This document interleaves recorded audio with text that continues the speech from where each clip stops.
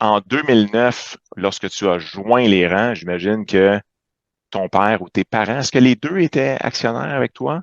Mes parents étaient cofondateurs de l'entreprise, mais ma mère avait quitté quelques années avant que je joigne les rangs. Fait que quand moi, j'ai joint l'entreprise officiellement, là, parce qu'évidemment, l'entreprise a fêté ses 30 ans l'année passée, puis moi, aujourd'hui, j'ai 37 ans, là, donc je suis presque né en même temps. Mais, euh, mais officiellement, quand j'ai joint les rangs, ma mère avait déjà quitté l'entreprise. OK, OK. Et donc, en 2009, tu joins les rangs, pas évidemment tout de suite en termes d'actionnaire, mais plutôt, tu as, j'imagine, fait un peu ton chemin, là, ton cheminement dans l'entreprise. Peux-tu me conter un peu comment tu as fait ton parcours professionnel dans l'entreprise pour en venir à avoir la confiance là, de tes parents, mais en fait de ton père à ce moment-là, de te transmettre les guides? Ouais, ben, ça a été comme un concours de circonstances, je dirais. Puis à entendre parler beaucoup d'entrepreneurs, des fois, dans des entreprises familiales, c'est souvent comme ça. Mais quand j'étais jeune, je vais vous avouer que je rêvais pas d'aller vendre de la guenille, là. C'était de même que mes oncles, mes tantes parlaient du domaine de du dessus à cette époque-là. J'étais plus axé sur d'autres industries. Fait que c'était pas mon plan, mais à un moment donné, en fait, il est arrivé un concours de circonstances, puis mon père m'a dit, ben, pourquoi tu viendrais pas essayer? Tu sais, un an, ta mère est partie, on a besoin d'aide, on est en croissance. Fait que pourquoi tu viendrais pas essayer de rejoindre au siège social qui était composé à ce moment-là juste de mon père puis de mon contrôleur, là. Fait que l'entreprise était vraiment en point de bascule là, entre tu sais, une petite entreprise puis là d'aller vers quand même tu sais, une entreprise d'une envergure plus importante. Fait que j'ai dit OK, go, on va faire ça. Puis je suis rentré dans l'entreprise, dans le fond, sans attente particulière, là, vraiment avec l'idée de voir où est-ce qu'il pourrait être ma place. Puis c'est comme ça que ça a commencé. Puis quels ont été tes rôles au début? Ben, tu sais, moi, je suis gradué en marketing, fait que, tu sais, j'avais le côté administration, marketing, j'avais tout le côté aussi informatique, là, parce qu'évidemment, tu sais, c'est une industrie qui est plus conservatrice, on va dire ça comme ça. Fait que quand je suis arrivé, c'était aussi avec l'idée d'apporter de l'innovation. Fait que, au début, ce que je faisais, là, c'était vraiment une tournée des départements pour voir comment on pouvait leur amener de l'innovation, puis comment on pouvait aussi, là, amener l'entreprise dans une autre ère de croissance, mais avec la modernisation que les années 2000 nous apportaient là. OK, OK, OK, OK. Et c'est en quelle année que finalement vous avez fait une réelle transaction là, tu sais, d'actionnariat avec ton père? On a plusieurs entreprises, là, tu sais, c'est une structure quand même Un groupe? complexe, là, mais Ouais. ça fait maintenant 2 ans là, que je suis le seul actionnaire du groupe.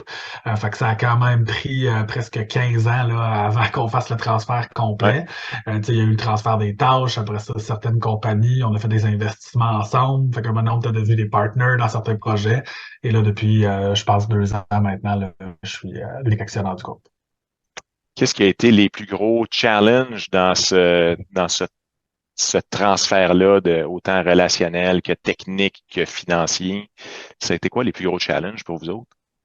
Ben, je pense qu'un des défis qui était quand même important quand je suis rentré, c'est qu'il y avait beaucoup des employés qui étaient en place, qui me connaissaient depuis que j'avais 6 7 ans, là. Fait que là, j'étais, tu sais, le fameux fils du boss qui arrive, puis qui sort de l'université avec ses bonnes idées, tu sais, puis qui va se rejoindre dans l'équipe. Fait que, tu sais, les premières années ont été quand même, tu sais, pas challengeant parce que ça a bien été, mais tu sais, il fallait quand même faire attention pour dire, hey, il faut que je fasse ma place, mais il faut pas que j'arrive avec mes gros sabots non plus, puis je vais tout changer. Tu sais. Fait que je me suis mis beaucoup en mode observation, travailler avec les gens au début, essayer de comprendre c'était quoi la réalité, dire que on allait travailler ensemble pour améliorer des trucs, pour tranquillement prendre ma place, mais ça a quand même été un challenge. Là. Je peux pas vous dire qu'il n'y a pas eu des fois, là, tu sais, avec le temps, des gens qui ont pas aimé les nouvelles idées ou quoi que ce soit, mais généralement, ça s'est super bien passé. Sinon, la relation avec mon père au début était plus conflictuelle. Là, tu sais. Moi, je suis enfant unique en passant, j'ai pas de frère, de sœur. Des fois, ça simplifie les choses quand tu es dans un processus de relève, d'être le seul héritier potentiel de la compagnie aussi. Euh, mais euh, mais c'est ça, quand je suis rentré dans l'entreprise, on avait une relation qui était quand même plus conflictuelle au départ, dans le fond. Puis tout le temps sur des trucs, tu sais, anodins. Tu sais, c'est comme si notre relation du day-to-day était plus difficile. Puis, dans le fond, comment on a réussi à régler ça, c'est qu'après quelques années en place dans l'entreprise, je me suis comme rendu compte que mon père n'était pas à la bonne place dans l'entreprise. Parce que à l'époque, c'était ma mère qui opérait le rôle de directrice générale. mon père, celui de bâtisseur. Quand ma mère a quitté, mon père s'est ramassé dans un rôle de PDG qui ressemblait pas du tout. Mon père était un gars de terrain, de développement, de projet. Là, moi, j'arrivais avec des trucs, fait que j'y rajoutais des trucs sur sa liste à faire, puis, tu sais, c'était pas un gars de bureau. Fait que je pense que la majorité de nos conflits venaient du fait qu'il était pas assis sur la bonne chaise dans l'organisation. Fait qu'à un moment donné, je suis tout simplement arrivé, puis je lui ai dit, ben écoute, voici le plan de croissance que j'aimerais qu'on fasse pour l'entreprise, puis si tu veux, donne-moi les règles, je vais l'opérer. Toi, retourne faire ce que tu aimes dans l'entreprise, tu sais. Puis c'est ça qu'on a fait cette journée-là, puis nos problèmes se sont en majorité réglés parce que assis sur les bonnes chaises, on avait beaucoup plus de plaisir à faire ça. J'avais pas l'impression de mettre de la pression sur mon père, puis on a travaillé plus en équipe que l'un contre l'autre. Mais le côté relation familiale, ça a quand même été difficile au début. C'est quand même une conversation courageuse là, que tu viens de décrire, Frédéric. C'est comment qu'on se prépare à ce genre de conversation-là? Ça faisait longtemps que j'y réfléchissais, tu sais, puis à un moment donné, je suis juste venu à la conclusion que c'était son entreprise, tu sais, puis que si, mettons, il me disait, ben non, je veux pas que tu prennes la place, ben c'était bien correct, tu sais. Fait qu'il y a comme eu un moment où moi, j'étais en paix avec, ben si je continue à l'organisation puis je prends la présidence, ben tant mieux. Puis si ça marche pas, ben c'est pas grave, c'est son entreprise, puis je suis bien correct avec sa décision, il a le droit de la garder, tu sais. Puis du moment où je suis venu en paix avec ça, ben, d'affronter la conversation, ça a quand même été facile parce que peu importe c'est quoi la conclusion, moi, j'allais quand même être bien là-dedans. Puis mon père et moi, on avait une grande qualité, là, tu sais, c'est que des fois, dans la journée, ça brassait, mais on peut aller prendre une bière le soir ensemble, puis ça paraît pas. Tu sais, on n'est pas rancunier. Fait que je savais que peu importe ce qui se passait dans cette conversation-là, même si je le fâchais, ben, tu sais, on pourrait rattraper la relation rapidement. Est-ce qu'il y avait le désir quand même, ton père, de garder l'entreprise pérenne au fil du temps? Ou parce que si toi, tu n'étais pas là, lui, est-ce qu'il y avait un plan B ou Ben, tu sais, là, on parle de ça il y a déjà 15 ans, là. Fait que, ouais. tu sais, c'est sûr que mon père, à ce moment-là, n'avait pas commencé encore à des plans de relève. Pour, pour la petite anecdote, là, moi, je suis dans le textile. Je suis la quatrième génération dans le textile, là, pas chez Club Dessus, mais dans d'autres organisations. Mon grand-père qui avait fondé cette compagnie-là.